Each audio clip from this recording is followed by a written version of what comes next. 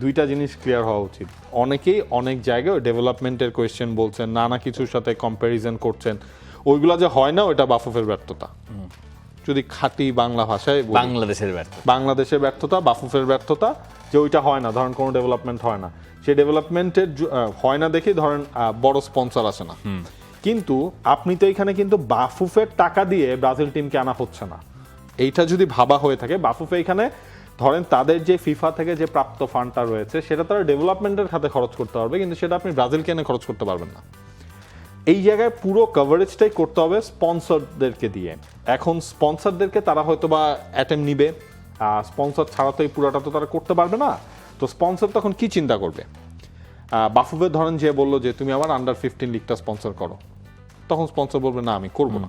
হ্যাঁ, কারণ ওইটার কাভারেজ স্পন্সর বুঝবে যে এটাতে তার করে কোনো লাভ নাই, কারণ আন্ডার 15টাকে এখনো প্রোডাক্ট হিসেবে দাঁড় করানো যায়নি এক্সাম্পল হিসেবে। বাট ওই দিন দেখলাম আমি আন্ডার 15 লিগের জন্য মনে একটা স্পন্সর বাফুফে পেয়ে যাচ্ছে। বাট আপনি চিন্তা করেন ব্রাজিল নিজে এটা একটা প্রোডাক্ট, মানে এইটাকে দিয়ে ওই ব্যবসা প্রতিষ্ঠানগুলো তারা এখান থেকে ব্যবসা করতে চাইবে, তারা ব্যবসা করতে পারবেও, এই জন্যই তারা কিন্তু আলটিমেটলি টাকা দিবে।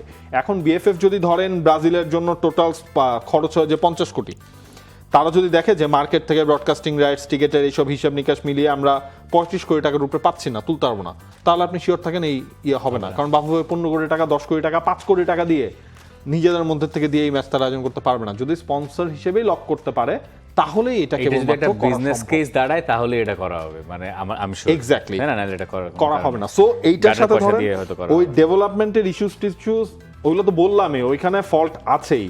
বাট ডে বাই ডে ধরেন যেমন একটা কোম্পানি 10 বছরের জন্য বিএফএফ এর পার্টনার হয়েছে, টুকটাক ওই ধরনের স্পন্সরশিপও বিএফএফ এ বা বাংলাদেশের ফুটবলে আসছে।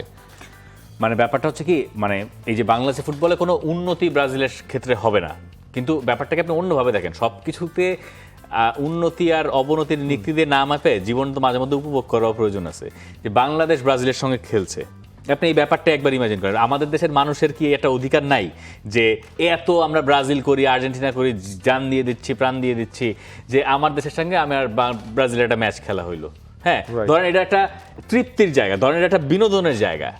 হ্যাঁ, এখন ধরেন আমরা তো যে টাকা দিয়ে স্পাইডারম্যান দেখতে যাচ্ছি, কিন্তু বাংলাদেশে তো মানে অনেক মানুষ কষ্টেও থাকে, তাই না? আসলে তো হিসাব কি বলে, কিন্তু সব কিছুকে আপনি একবার মাপতে পারবেন না। তো এটা আপনি অন্যভাবে যদি একটু দেখেন যে বাংলাদেশের মানুষের কি এইরকম একটা স্ট্যান্ডার্ড আছে যে আমরা আসলে বাংলাদেশে ব্রাজিলকে, আর্জেন্টিনাকে এনে মাঝে মধ্যে আমাদের দেশের মানুষ একটু দেখাইতে পারি।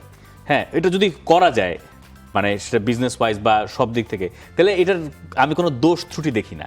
হ্যাঁ, যে ধরেন বাংলাদেশে ধরেন কথার কথা কোল্ড প্লে কনসার্টে আসলো, হ্যাঁ, তো এটা তো টিকিটের দাম অনেক হবে আমি জানি, বা অনেক টাকাও কোল্ড প্লে নেবে।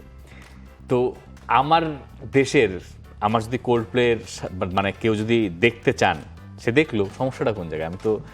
আমি বলতেছি না তো যে এটাতে বাজেটের থেকে টাকাই না কোল্ড প্লের কনসার্ট করাইতে। আমি বলছি একটা বিজনেস কেস যদি বানাইতে পারেন, করতে পারেন, তাহলে ওয়াই নট? মানে সব কিছুর থেকে বিমুখ হওয়ারও তো দরকার নেই। Freeze that time all done, freeze that time all done, freeze that time all done.